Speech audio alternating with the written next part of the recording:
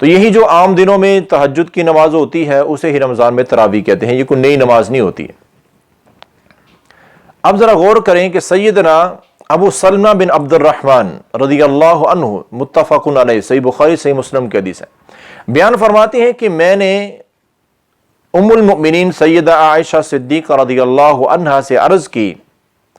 کہ اللہ کے رسول صلی اللہ علیہ وسلم قیام اللیل یعنی نماز تراویح کہہ رہے ہم،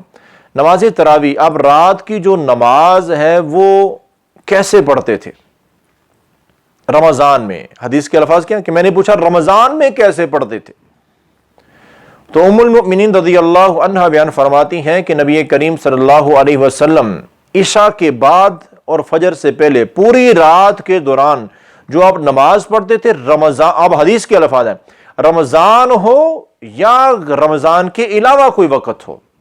رمضان اور غیر رمضان، حدیث کے الفاظ ہیں،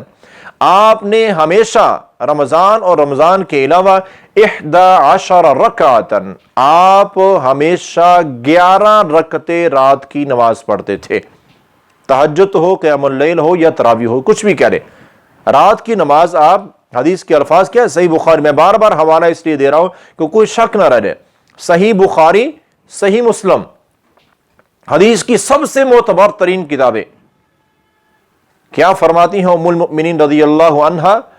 کہ رمضان ہو، سوال کیا تھا کہ رمضان میں کتنی، تو انہوں نے بتا دیا رمضان ہو یا غیر رمضان ہو آپ 11 رکعتیں پڑھا کرتے تھے۔ اور پڑھنے کا طریقہ اور انداز کیا تھا؟ انداز یہ تھا کہ آپ 4 رکعتیں نماز پڑھتے اور اس کے متعلق بیان فرماتی ہیں کہ اتنی خوبصورت پڑھتے آپ اور اتنا لمبا قیام کرتے کہ اس کے متعلق تو پوچھو ہی نہ، اور پھر 4 رکعتیں پڑھنے کے بعد آپ وقفہ کرتے، تھوڑا آرام کرتے، سکون کرتے، اور اس کے بعد پھر آپ 4 رکعتیں پڑھتے اور پھر آپ آرام کرتے، تھوڑا ٹھہر جاتے، اور اس کے بعد پھر آپ 3 رکعتیں پڑھتے، 4 اور 4 8 اور 3 11 رکعتیں۔ تو یہ ہے نماز تراویح کی رکعات جو سنت سے ثابت ہے، حدیث سے ثابت ہے اور صحیح حدیث سے ثابت ہے۔ اب اسی کی وضاحت کرتے ہوئے یہی صحیح بخاری اور صحیح مسلم میں حدیث ہے، ام المؤمنین رضی اللہ عنہا بیان فرماتی ہیں کہ آپ یہ کس انداز میں پڑھتے تھے۔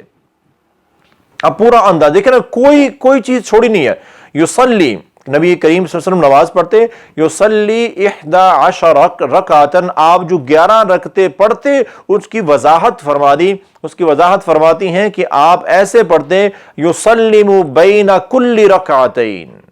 ہر 2 رکعتوں کے بعد، پہلے آپ نے کیا بیان فرمایا کہ 4 رکعتیں پڑھتے، پھر تھوڑا آرام کرتے، پھر 4 رکعتیں پڑھتے، پھر آرام کرتے، پھر 3 رکعتیں پڑھتے، اور اب کیا وضاحت ہے کہ وہ 4 رکعتیں اکٹھی نہیں پڑھتے تھے،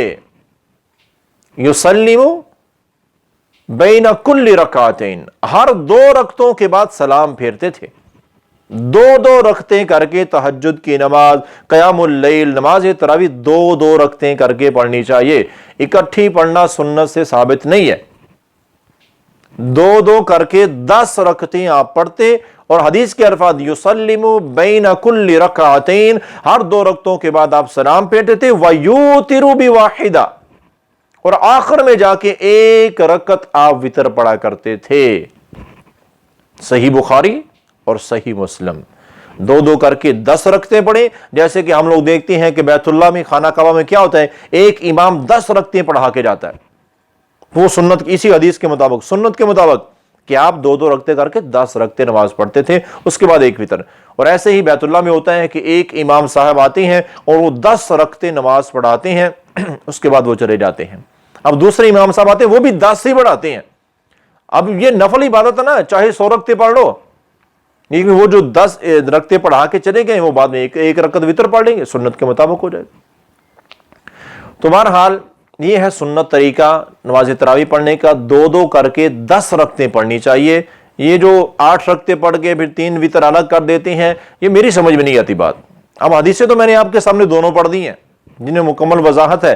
2 کر کے 10 رکعتیں پڑھیں،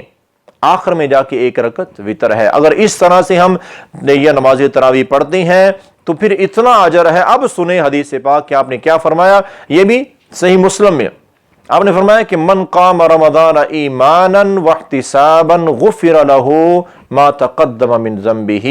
جو بندہ ایمان کی حالت میں ثواب کی نیت سے اللہ کو راضی کرنے کے لیے رمضان المبارک کا پورا مہینہ قیام کرتا ہے، نماز تراویح پڑھتا ہے سنت کے مطابق، تو کیا ہوتا ہے؟ جیسے ہی رمضان کا مہینہ مکمل ہوتا ہے غفر له ما تقدم من ذنبه، اللہ تعالیٰ اس بندے کی زندگی کے سارے گناہ معاف کر دیتے ہیں۔